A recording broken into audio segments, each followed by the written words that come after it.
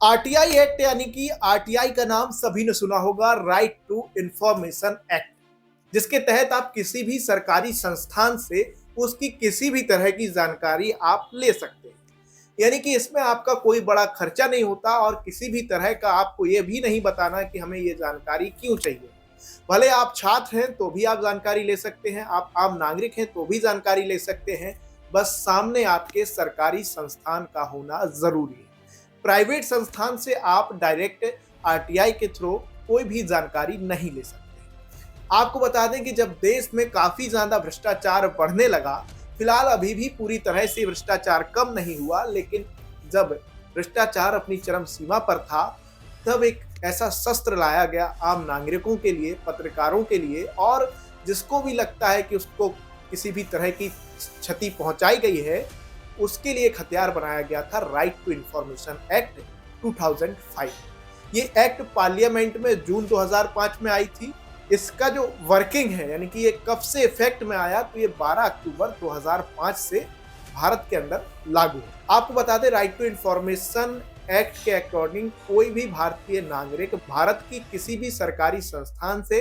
किसी भी तरह की जानकारी ले सकता है, वो जानकारी पर्सनल हो या फिर वो संस्थान से रिलेटेड हो। यानी कि सपोज करिए कोई संस्था है जो सरकारी है, अगर आप उससे ये पूछना चाहते हैं कि आपके यहाँ कितने लोग काम करते हैं, तो भी वो आप पूछ सकते हैं। और आप ये भी पूछ सकते हैं कि ये जो पर्टिकुलर अधिकारी है या पर्टिकुलर कर्मचारी है, इसको यूनिवर्सिटी से क्या क्या मिलता है या इसके खान पान में कितना खर्च करती है। या आप ये भी पूछ सकते हैं कि संस्थान में इस बार किस क्षेत्र में कितना बजट आवंटित हुआ है, या किसी भी तरह का आप प्रश्न पूछ सकते हैं। अब राइट टू इंफॉर्मेशन एक्ट के थ्रू आप कैसे किसी से सवाल पूछ सकते हैं, तो पहले तो इसका केवल और केवल एक रिटन तरीका होता था कि एक आप एप्लीकेशन लिखिए संबंधित विभाग को और उसके साथ आप आरटीआई एक्ट के थ्रू पूछ सकते हैं। लेकिन अब कई ऑनलाइन और डिजिटल माध्यम हैं, जहां पर आप जैसे ही आरटीआई यूपी डालेंगे, आरटीआई इंडिया डालेंगे, अगर कोई उत्तर प्रदेश की संस्थान है तो गूगल पे आरटीआई यूपी, या फिर सेंट्रल की संस्थान है तो आरटीआई करके डालेंगे तो आपके सामने वेबसाइट खुल के आएगी।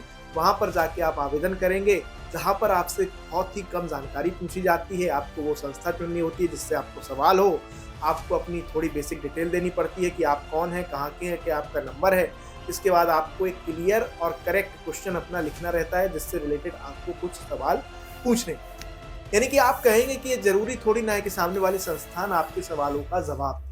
तो इसके लिए भी नियम बनाए गए हैं कि आरटीआई का जवाब 30 दिन के अंदर अंदर सामने वाली संस्थान को देना होगा, नहीं तो उस पर कार्रवाई की जा सकती है। इसके अलावा अगर किसी केस में कोई पर्सनल इंजरी या फिर बहुत ही गंभीर मामला है तो 48 घंटे के अंदर अंदर आरटीआई का जवाब देना होता है। अगर किसी भी कारण कोई अधिकारी किसी कागज को जुटाने में सक्षम नहीं है या उस टाइम ड्यूरेशन के अंदर वह उस डॉक्यूमेंट को या उस सवाल की जानकारी उपलब्ध नहीं करा पा रहा है, तो उसको रिटन में इंफॉर्मेशन जिसने आरटीआई डाली है उसको भेजनी पड़ेगी कि हमें कुछ दिन का और समय इसमें आप दीजिए। आरटीआई डालने में कितना क्या खर्चा आता है, तो आपको बता दें कि अगर आप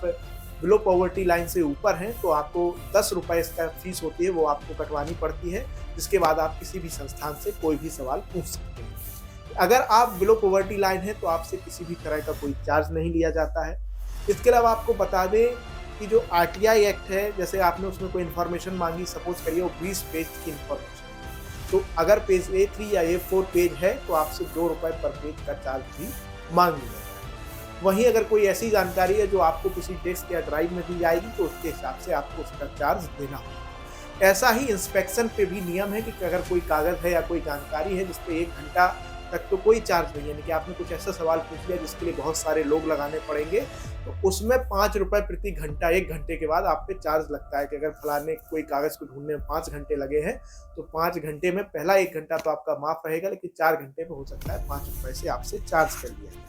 फिलहाल इतना नहीं रहता है, इतना नहीं सोचना है, क्योंकि मोस्टली केसेस में कई अब डॉक्यूमेंट जब से वेबसाइट हो, जब से डिजिटलाइजेशन हुआ है, जब से ऐसा माना जाता है कि सभी संस्थाओं के पास उनके डॉक्यूमेंट एज इट इज उपलब्ध हैं और जल्द से जल्द वो उपलब्ध करा सकते हैं। तो क्या कभी आपने आरटीआई डाली है या आरटीआई आप डालना चाहते हैं, या जो जानकारी हमने आपको दी है वो कैसी लगी है हमसे